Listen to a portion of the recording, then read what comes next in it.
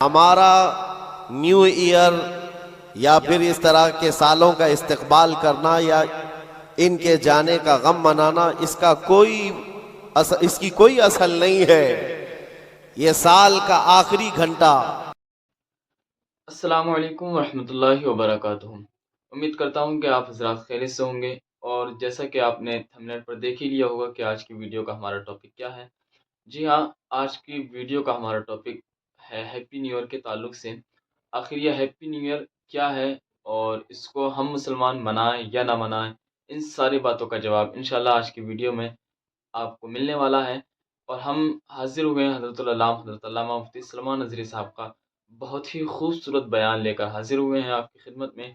इंशाल्लाह बने रहें हमारे साथ आखिर तक और वीडियो को लाइक कर देना, चैनल को सब्सक्राइब कर देना और हाँ, सवाब की नीयत से आगे ज़रूर शेयर कर देना। बरादरान मिल्लत इस्लामिया, ख़ाहरान मिल्लत इस्लामिया,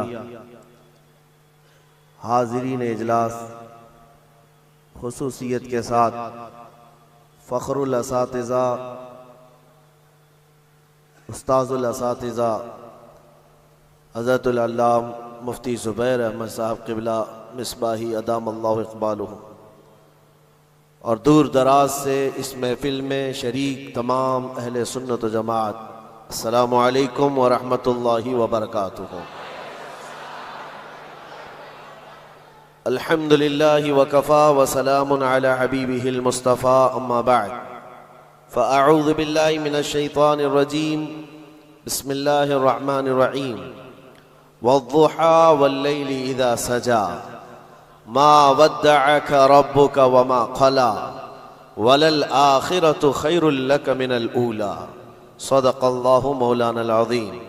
बारगाह रिसालत मुआब सल्लल्लाहु अलैहि वसल्लम में दुरूद पाक का हदिया पेश करें। अल्लाहुम्मा सल्लि अला सय्यिदिना व मौलाना मुहम्मदिन मअदनिल जूदि वल करम व आलिहि व अस्हाबिहिल किराम व इब्निहिल करीम व बारिक व सल्लिम सलातन दाइमतन सरमदन अबदा।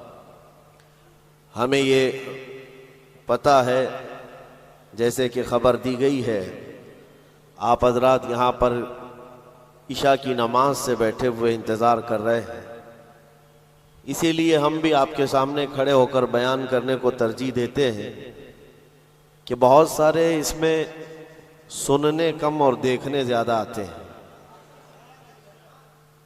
तो जिस तरह की भी, जिसकी भी जैसी नीयत हो, लेकिन एक बात है मेरे अजीज़ों, 2023 का आखिरी घंटा चल रहा है और उस आखिरी घंटे में हम अपने रब की याद कर रहे हैं और उसके हबीब का जिक्र कर रहे हैं। और यही मुसलमानों की अलामत भी हो कि हम अपनी ज़िंदगी की इब्तिदा जो करते हैं वो अल्लाहु अकबर से करते हैं। आपको पता है, जब हम पैदा हुए थे हमारे कानों में सबसे पहले आवाज़ क्या आई? अल्लाहु अकबर। किसी भी मौलवी साहब ने हमारे कानों में आवाज़ दी होगी, अजान तो हर बच्चे को दी जाती है। अल्लाहु अकबर से हमारी ज़िंदगी शुरू हुई है। और जब इंतकाल हो जाए, जनाजा तैयार करके लाया जाए, इमाम के सामने रखा जाए, इमाम सबसे पहले हाथ बांधते हुए क्या कहता है? अल्लाहु अकबर। यानी ज़िंदगी ख़त्म भी हो गई है, अल्लाहु अकबर। ये एक बहुत बड़ा मैसेज है कि मुसलमान जब दुनिया में आया है तो ये कहते हुए अल्लाह सबसे बड़ा है, और जाएगा भी तो ये ऐलान करते हुए कि अल्लाह सबसे बड़ा है। हमारा न्यू ईयर या फिर इस तरह के सालों का इस्तकबाल करना या इनके जाने का गम मनाना, इसकी कोई असल नहीं है।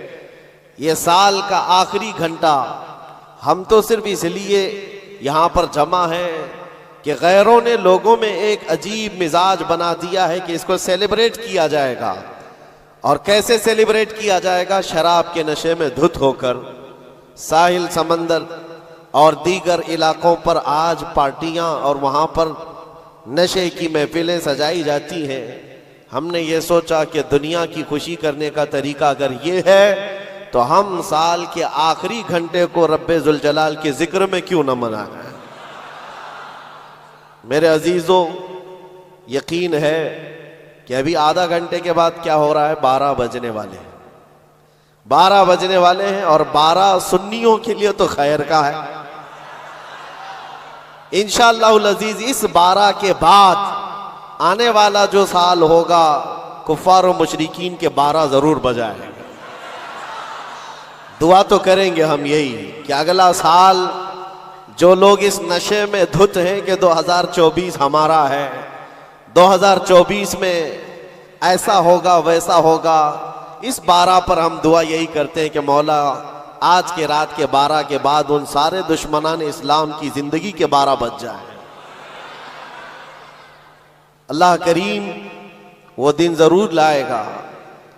और मैंने एक आयत तिलावत की है आपके सामने, कुरान पाक की मशहूर सूरह है, सूरह वद्दुहा।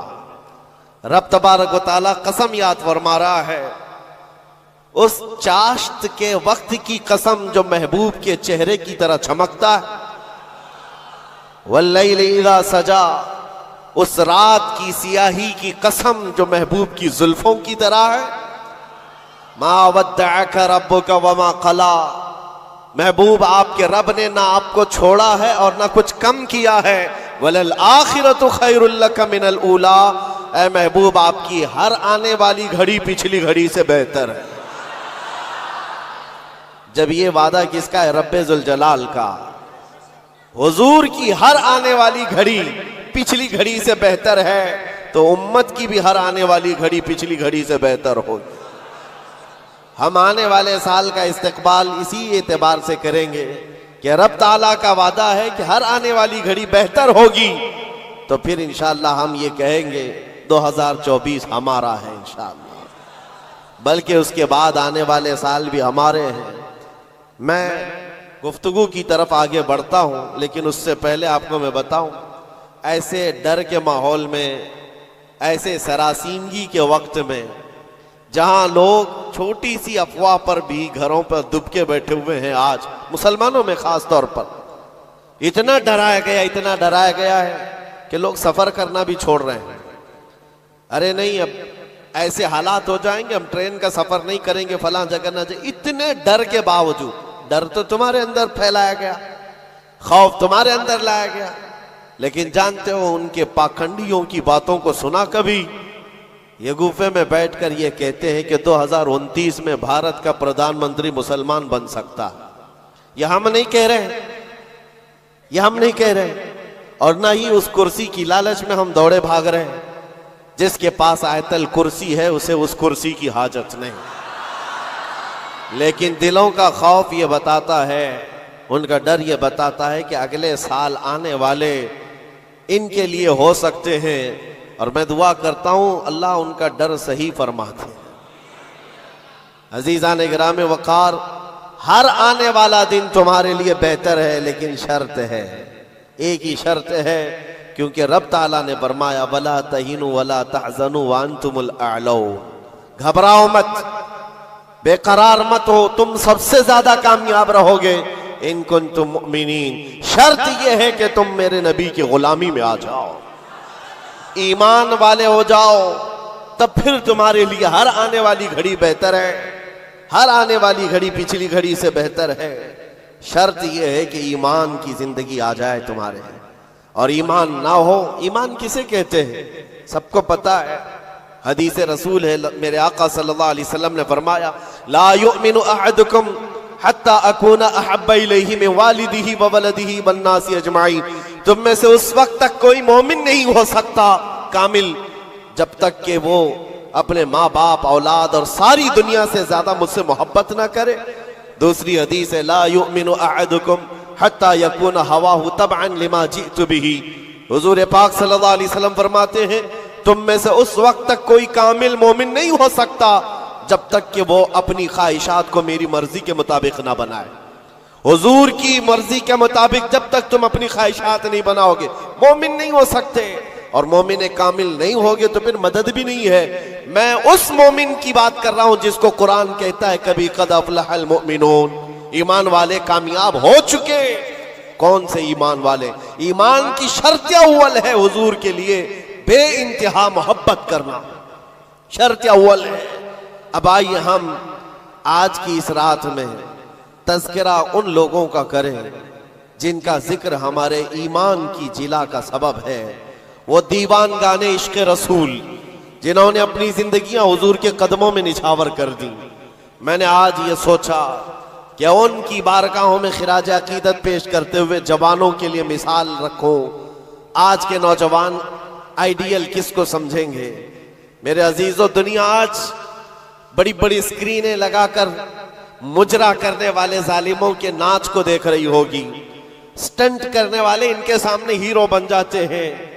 मैं आज आपको उन जियालों की बात रखना चाहता हूं जो हकीकत में हीरो हैं, जो पूरी दुनिया के लिए हीरो है।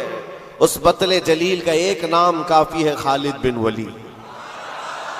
इसकी मिसाल दुनिया लाने से कासिर है। मेरे अजीजों, मेरी पूरी गुफ्तगू का खुलासा सिर्फ इतनी बात पर होगा जो बरेली के इमाम ने पुकार कर कहा था, फिर के गली गली तबाह, ठोकरें सबकी खाई क्यों, दिल को जो अक्ल दे खुदा तेरी गली से जाए क्यों। आज जो गली गली घूम रहे हैं उन तक भी पैगाम पहुंचाओ, फिर के गली गली तबाह, ठोकरें सबकी खाए क्यों। आ जाओ इस दरबार में। इस दरबार का जो सग भी हो जाता है, कुत्ता भी होता है, वो अपने वक्त का मुजद्दिद बन करके ये नारा लगाता है। ये नारा लगाता है, उस गली का गधा हूं मैं जिसमें मांगते ताजदार फिरते हैं। उस गली का गधा हूं मैं जिसमें मांगते ताजदार फिरते हैं। खुसरवी अच्छी लगी ना सरवरी अच्छी लगी, हम फकीरों को मदीने की गली अच्छी लगी। हुजूर ताजुश्शरिया बदरु तरीका फरमाते हैं, बुल हवस सुन सीमो जर की बंदगी अच्छी नहीं, उनके दर की भीख अच्छी सरवरी अच्छी नहीं। जो पिया को भाए अख्तर वो सुहाना राग है। ये ताजुश्शरिया फरमाते हैं, जो पिया को भाए अख्तर वो सुहाना राग है। क्या मतलब है? जो मुस्तफा को पसंद आए वही असल राग है, वही बात अच्छी है। जो पिया को भाए अख्तर वो सुहाना राग है। जिससे नाखुश हो पिया वो रागनी अच्छी नहीं, जिससे नाखुश हो पिया वो रागनी अच्छी नहीं। पिया हुजूर के बारगाह में इस्तिआरतन कहा गया है। हुजूर को जो चीज ना पसंद है वो हमारे लिए अच्छी है ही नहीं।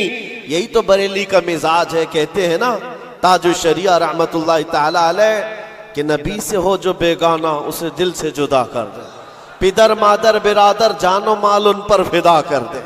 ये सारे अशार का लुब्बे लुबाब खुलासा क्या है? उसका खुलासा यही है जो सहाबा का नारा था, हो ना ये फूल तो बुलबुल का तरन्नुम भी ना हो, चमने दहर में कलियों का तबस्सुम भी ना हो ना ये साकी तो मैं भी ना हो, खुम भी ना हो, बस में तौहीद दुनिया में ना हो, तुम भी ना हो।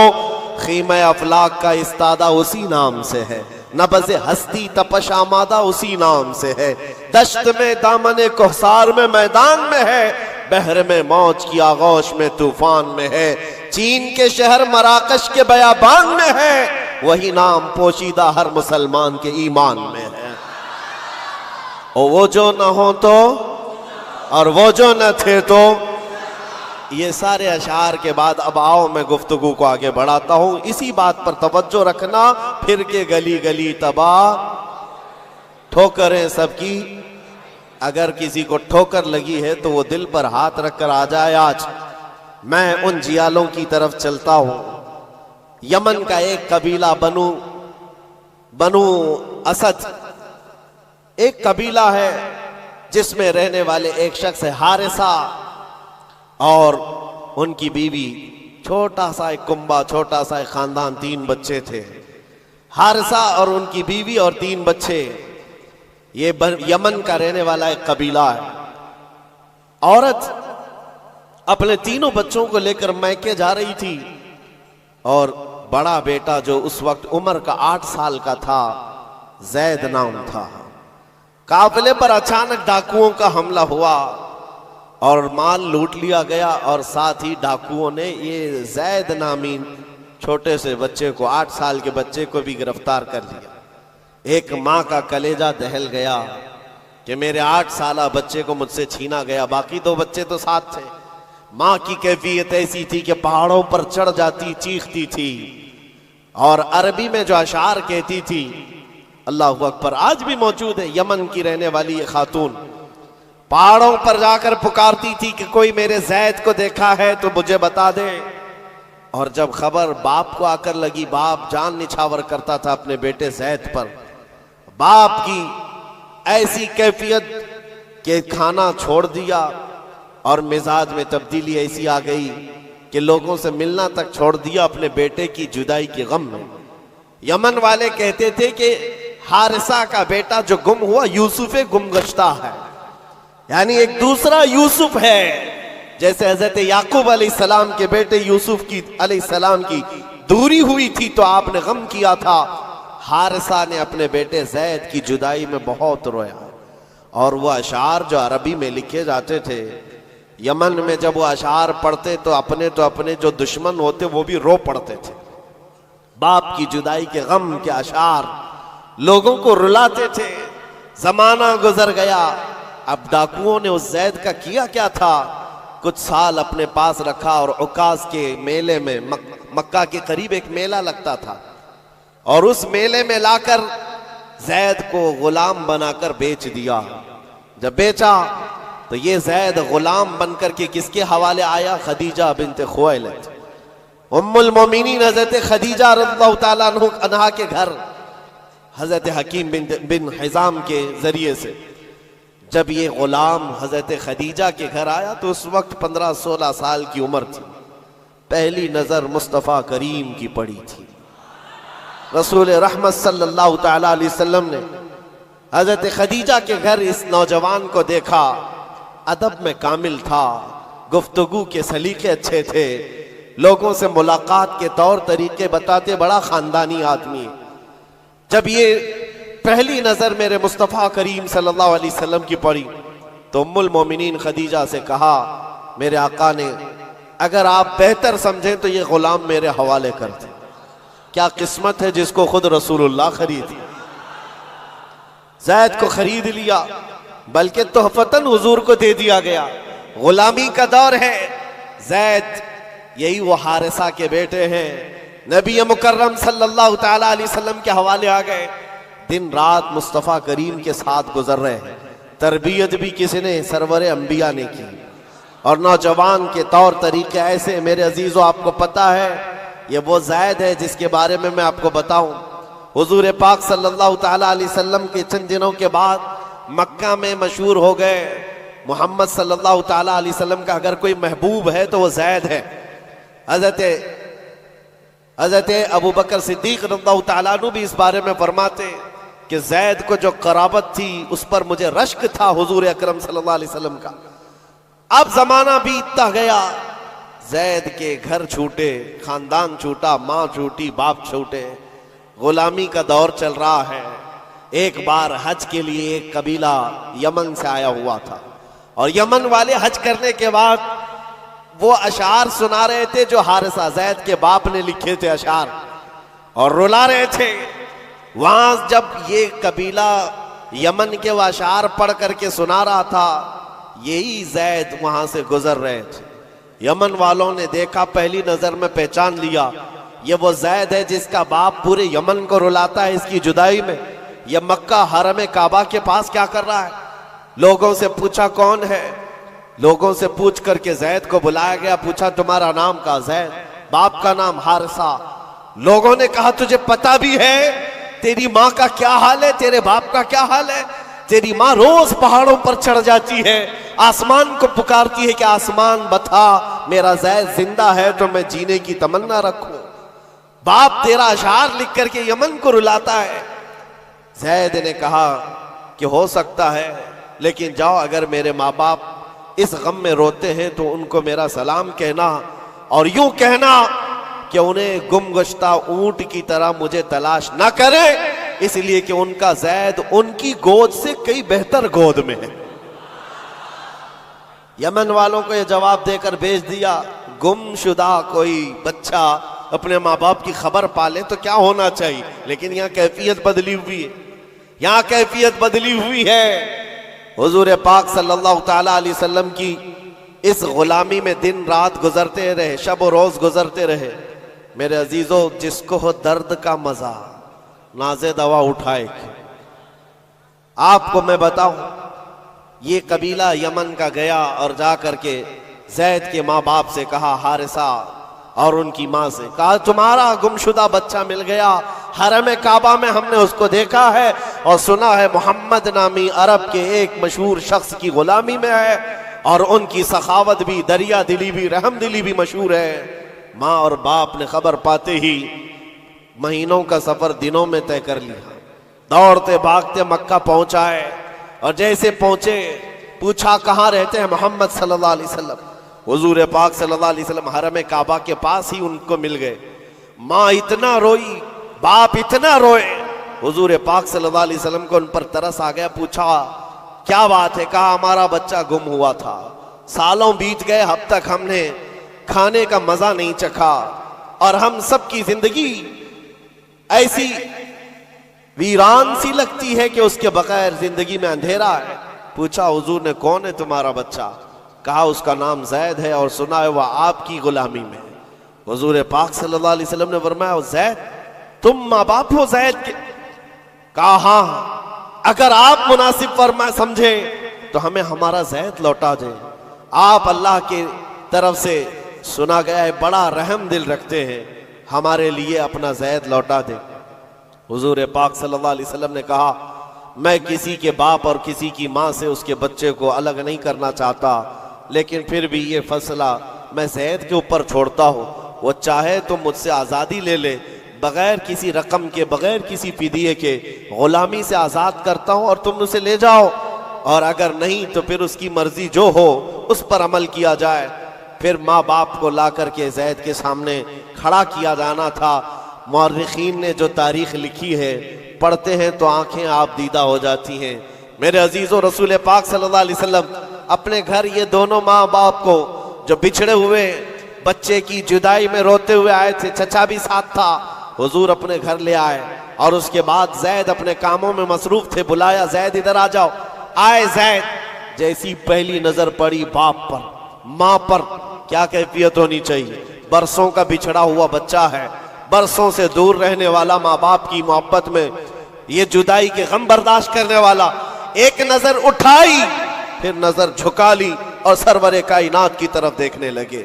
मेरे आका ने पूछा, जैद तुम जानते हो इनको? कहा हाँ या रसूल अल्लाह, ये मेरे बाप हैं, ये मेरे चाचा हैं, ये मेरी माँ है। हुजूर ने पूछा, जैद तो फिर मिलते क्यों नहीं? बरसों के बिछड़े हुए हो, फिर उनके पास जाते क्यों नहीं? जैद ने कहा, या रसूल अल्लाह, आपके चेहरे को देखने के बाद फिर किसी के चेहरे की तरफ हम नजर नहीं उठाते।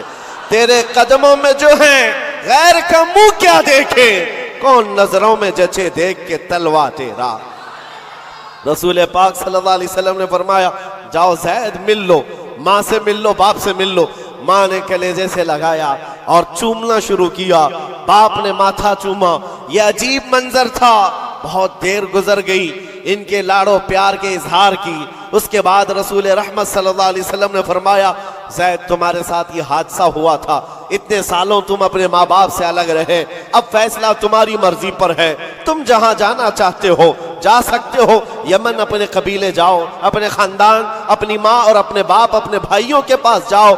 हजरत जैद उस वक्त खड़े होकर कहते हैं, मक्का वाले ये मंजर देखने के लिए हुजूर के घर के अतराफ जमा हो चुके हैं, बहुत सारे जमा हैं। जैद ने सबको मुखातिब करके कहा, ऐ लोगो हाजिरीन मजलिस, सब देखो, ये मेरी माँ है, ये मेरे बाप हैं, ये मेरे चचा हैं, लेकिन सबको गवाह बनाकर कहता हूँ, मोहम्मद अरबी सल्लल्लाहु अलैहि वसल्लम की गुलामी 1000 आजादियों से अफजल है। मैं अपनी माँ के पास न जा सकता हूँ, न बाप के पास जाना चाहता हूँ, मैं हमेशा इसी दर की गुलामी में रहना चाहता हूँ।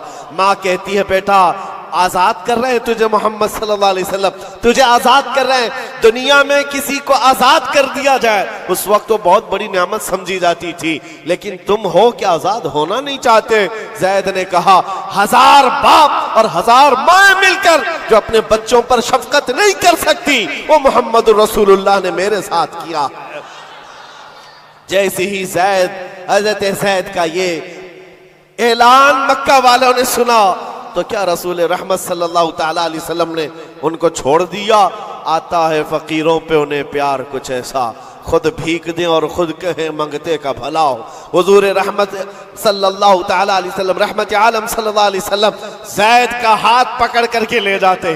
कहाँ लेकर के आए? हरम काबा के पास आए, पूरे मक्का वालों को मुखातिब करके कहा, ऐ मक्का वालों गवाह रहना, मैंने ज़ैद को गुलामी से आजाद किया और आज के बाद से ये मेरा वारिस है और मैं इसका वारिस। मक्का में ये बात मशहूर हो गई। क्या? ज़ैद को ज़ैद बिन हारिसा कम कहा जाता था, ज़ैद बिन मोहम्मदुर रसूलुल्लाह कहा जाता। मोहम्मदुर रसूलुल्लाह का बेटा ज़ैद। मेरे अजीजों, जो इस दरबार में आया है, जाहिर सी बात है ये वो मजा है जिसको चखने के बाद ही बरेली के इमाम ने कहा था, फिर के गली गली तबाह, ठोकरें सबकी खाई क्यों, दिल को जो अक्ल दे खुदा तेरी गली से जाए। हुजूर पाक के दरबार का लुत्फ जिसने उठा लिया है, फिर वो किसी और दरबार की तरफ मुंह भी नहीं करता। हुजूर अकरम सल्लल्लाहु ताला अलैहि वसल्लम की बारगाह की लज्जत जिसे हासिल है, वो आज के हैप्पी न्यू ईयर के जलसों में या वहां के तमाशाओं में शिरकत करेगा? हरगिज नहीं हो सकता, हरगिज नहीं। वो आंख उन तमाशाओं को नहीं देख सकती जो जलवे रसूल देखने के लिए बेताब है। आज की रात मेरे अजीजों ये लिखा जाएगा, तुम्हारे नामा अमाल में तो ये लिखा ही जा रहा है। दुनिया के जो जो हालात अभी चल रहे हैं वो भी लिखा जा रहा होगा कि लोग साल का आखिर हिस्सा किस तरह से गुजारते हैं, नए साल की इब्तिदा और उसका इस्तकबाल किस तरह करते हैं। दुनिया वाले ऐश में धुत होकर, नशे में धुत होकर के करते हैं, मगर मुसलमान नबी पाक के कदमों में ही कामयाबी समझता है। आओ हुजूर रहमत आलम सल्लल्लाहु ताला अलैहि वसल्लम के उस दरबार की लज्जत में देना चाहता हूँ। इसीलिए इस बात पर मैं बार बार तवज्जो दे रहा हूँ, फिर के गली गली तबाह, ठोकरें सबकी खाई क्यों। कब तक ठोकरें खाओगे ऐ नौजवानों? कब तक उसकी गली में, इसकी गली में, कहां कहां मांगोगे, कहां कहां किससे किससे बात करोगे? एक गली की तरफ आ जाओ जो हर गली से आजाद करती है। दूसरों के मंगता बनने से बेहतर है आमीना के लाल के मंगता बन जाए। उस नबी पाक की गुलामी जो हजार आजादियों से अफजल है। सैयदना बिलाल हबशी रदी अल्लाह ताला, वो जानिसारे रसूल, दामने रसूल में जैसी आ गया। जानते हो हजरत बिलाल हबशी रज़ियल्लाहु ताला अन्हु कई सालों तक जख्म उठाए और बच्चा बच्चा उनके मुतालिक जानता है। मक्का की गलियों में उनके पैरों में रस्सी बांधकर औबाश लोगों के हाथ में दिया जाता और वो बदमाश लड़के आपको मक्का की गलियों में रस्सी में पांव में रस्सी बांधकर खींचा करते थे। उनकी जिस्म पर, उनकी पीठ पर गरम सिल रखा जाना, दहकते हुए अंगारों में उनको सुलाया जाना, ये सब रिवायतें पता है आप बिलाल हबशी को। लेकिन जो मैं बात कहने जा रहा हूँ, जमाना बीत गया, आप तो हुजूर पाक की गुलामी में आए और हुजूर पाक सल्लल्लाहु अलैहि वसल्लम की वफात के बाद सिद्दीक अकबर का जमाना आया, हजरत उमर का जमाना। मेरे अजीजों, आपको एक बात बताऊं, जब मजलिसे अमीरुल मोमिनीन हजरत उमर फारूक रज़ियल्लाहु ताला अन्हु में हजरत बिलाल हाजिर होते, बिलाल उनकी कैफियत क्या थी? वो भी मक्का के एक गुलाम थे, हबशी गुलाम। हबशी गुलाम उस वक्त मक्का में हिकारत से देखते थे लोग, काले रंग का होता है, चौड़ी नाक का होता है। लेकिन सैयदना बिलाल हबशी की बात यह है, अमीरुल मोमिनीन उमर इब्न खत्ताब, जिसके रौब और दबदबे का हाल ये है कैसर और किसरा की फौजें थर थर कांपती हो, वो अमीरुल मोमिनीन जिसके बू से, जिसकी सिर्फ और सिर्फ हवा से, जिसकी खुशबू से शैतान रास्ता बदल लेता हो। जब बिलाल हबशी उनकी महफिल में आते तो क्या कहकर पुकारते जानते हो? या सैयदना बिलाल, या सैयदना बिलाल, ऐ हमारे आका बिलाल आइए, ऐ हमारे आका बिलाल आइए। हजरत बिलाल कहते, हुजूर ये आपकी जुबान से अच्छा नहीं लगता, मैं गुलाम हूं, मुझे गुलाम कहकर पुकारे, आप सैयदना कहते। कौन कह रहा है सैयदना? उमर इब्न खत्ताब। किसको कह रहे? बिलाल हबशी को। सैयदना बिलाल आइए। हजरत बिलाल जब कहते अमीरुल मोमिनीन, आप ये ना कहें सैयदना, मुझको गुलाम कहकर पुकारे। हजरत उमर क्या कहते थे? आइए आपको मैं बताऊं क्यों सैयदना बिलाल कहकर पुकारता हूं। आप अपना जुब्बा उठाएं, जब वो जुब्बा उठाते उनकी पीठ पर जो दागे हुए निशान थे, हजरत उमर उसको बोसा लेते थे और चूमते थे और कहते हैं बिलाल, जो रसूलुल्लाह की मोहब्बत में जख्म तुमने खाए वो जख्म हमने नहीं खाए हैं। जिसको हो दर्द का मजा नाज़े दवा उठाए क्यों।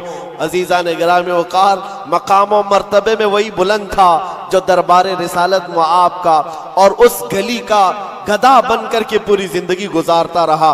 एक दो नहीं, कई मिसालें आपको मैं बताऊं। एक साहबी हैं मुसअब बिन उमैर, ये रसूल पाक सल्लल्लाहु ताला अलैहि वसल्लम के एम्बेसडर कहलाते थे, तर्जुमाने रसूल थे, सफीरे रसूल थे। इनकी कैफियत क्या है, अल्लाहु अकबर। तारीख में लिखा है ये 27 साल के कड़ियल जवान और मक्का में ऐसे लिबास पहनते थे कि रेशम का लिबास, इनका लिबास मशहूर था। और मक्का की गलियों में जब घूमते थे इनका इतर जो लगाते पूरी गलियों में खुशबू आती। महंगा लिबास पहनते, महंगा अतर इस्तेमाल करते। दामन मुस्तफ़ा से जब वाबस्ता हुए ये मुसअब बिन उमैर, उनकी माँ भी काफिरा है, बाप भी काफिर है और सख्त तरीन दुश्मनाने रसूल है। शुरू में आपने अपना इस्लाम छुपाए रखा। चंद दिनों के बाद एक दिन उस्मान बिन तलहा ने देख लिया, जो कलील बरदार काबा थे, जाकर इनकी माँ से कहा तू क्या घर पर बैठी रहती है, तेरा बेटा तो मोहम्मद के दीन को इख्तियार कर चुका है। माँ को इतना बुरा लगा ये जुमला। जब मुसअब बिन उमैर आए तो उनसे पूछा कि क्या तुमने मोहम्मद अरबी का दीन कबूल कर लिया है। आपने बरजस्ता कहा हाँ, उस रसूल पाक सल्लल्लाहु अलैहि वसल्लम के दीन में दाखिल हुआ जो बंदों की इबादत से निकाल कर खालिक की इबादत की तरफ ले जाता है। आपका ये जुमला माँ बाप को शाक गुजरा, मारना शुरू किया, इतना मारा जख्मी कर दिया। उसके बाद मुसअब बिन उमैर घर से निकले, रोज मार खाते थे, रोज अपनी माँ से भी और अपने बाप से भी कोड़े भी खाते थे। दरबार रसूल में जब आते तो जख्मी हालत में आते, कपड़े भी उनके जख्मों से फटे हुए होते। हुजूर पाक सल्लल्लाहु अलैहि वसल्लम ने फरमाया मुसअब तुम यहाँ से हबशा चले जाओ, हबशा हिजरत करके चले जाओ। माँ बाप वतन सब छोड़कर हबशा की तरफ चले गए। चंद महीने वहां रुके, वापस आए, फिर दोबारा हबशा की हिजरत किया। नबी करीम सल्लल्लाहु ताला अलैहि वसल्लम का ये जानिसार हिजरत पर हिजरत करता रहा। एक वक्त ऐसा आया था कि नबी पाक सल्लल्लाहु ताला अलैहि वसल्लम ने मदीने हिजरत करने से पहले अपना सफीर बनाकर किसी को भेजा था, तो मुसअब बिन उमैर थे। मदीने आए थे, गली गली में जाते थे, घर घर को खटखटाते थे। एक साल के अंदर 73 सहाबा को मदीने के वो हुजूर के पाक की बारगाह में लाकर गुलाम बना दिया था। नबी पाक सल्लल्लाहु ताला अलैहि वसल्लम के दरबार के ऐसे गुलाम बनाए, आम लोग नहीं है। साद बिन उबादा, साद बिन मुआज, ये अंसार कबीलों के सरदारों को इस्लाम पहुंचाने वाला वो कड़ियल जवान। मैं बात किस लिए कर रहा हूं, सुनो जरा, जिंदगी थोड़ी सी मुझे बतानी जरूरी है। वो मुसअब बिन उमैर जो रेशम का लिबास पहनता, जो महंगे ऊद और अतर इस्तेमाल करता, दामन मुस्तफा में आया है, हिजरत पर हिजरत है, वतन छूटा है, कभी हबशा के चक्कर, कभी अफ्रीका के चक्कर और उसके बाद कभी यसरब, यहाँ पर आप आकर आबाद होते रहे। जब रसूल पाक सल्लल्लाहु ताला अलैहि वसल्लम मदीने तशरीफ लाए थे, अल्लाहु अकबर, इस्तिकबाल करने वालों में सबसे आगे बढ़कर मदीने वालों को जो बताया था कौन था जानते हो आप? हुजूर जब तशरीफ ला रहे थे, मदीने आ रहे थे, हजरत अबू बकर सिद्दीक अपना कुर्ता उठा करके लोगों के यानी हिला हिला कर झंडा बनाकर बता रहे थे हुजूर पाक सल्लल्लाहु ताला अलैहि वसल्लम ये मेरे आका हैं। मुसअब बिन उमैर ने मदीने वालों को दूर से देख करके बताया था कि जो कपड़ा हिला रहा है वो रसूलुल्लाह का गुलाम खास है, और जो चमकदार चेहरा मदीने में तुलू हो रहा है वो मोहम्मद रसूलुल्लाह का है। मुसअब बिन उमैर ये मदीने तैयबा में सफीर इस्लाम है, सफीर रसूल है। थोड़े दिनों की बात है मेरे अजीजों, जैसे ही हुजूर तशरीफ लाए, जानते हो हुजूर के पास जिस वक्त वो आए थे मदीने में, मेरे आका सल्लल्लाहु अलैहि वसल्लम की आंखों में आंसू आ गए मुसअब बिन उमैर को देखकर। किस वजह से? सहाबा कहते हैं मुसअब बिन उमैर के पूरे जिस्म में पहनने के लिए कोई कपड़ा नहीं था, एक बकरी की खाल को लपेट करके उस पर कांटे लगा लिए थे, बकरी की खाल, और जगह जगह से वो भी फटी हुई है। वो पहन करके हुजूर के बारगाह में आए, मेरे आका सल्लल्लाहु अलैहि वसल्लम उन्हें देखकर रो पड़े। लोगों से कहा, जानते हो ये मेरा मुसअब, ये मक्का की गलियों में जब चलता था, इसके अतर की खुशबू पूरी गलियों में होती, सबसे महंगा लिबास पहनता, रेशम का लिबास पहनने वाला मुसअब बिन उमैर आज बकरी की एक खाल में अपना जिस्म छुपा रहा है। अजीजान गिराम वकार, सारी ऐश की जिंदगी तर्क किया था सिर्फ इसी गली के लिए। फिर के गली गली तबाह, ठोकरें सबकी खाई क्यों, दिल को जो अक्ल दे खुदा, तेरी गली से जाए क्यों। नबी रहमत सल्लल्लाहु ताला अलैहि वसल्लम ने अपनी चादर उठाकर उनको अता की थी और उस चादर को लेकर जिंदगी भर गुजारते रहे। जब जंगे ओहद का मौका आया, बदर में शरीक रहे, ओहद में आए।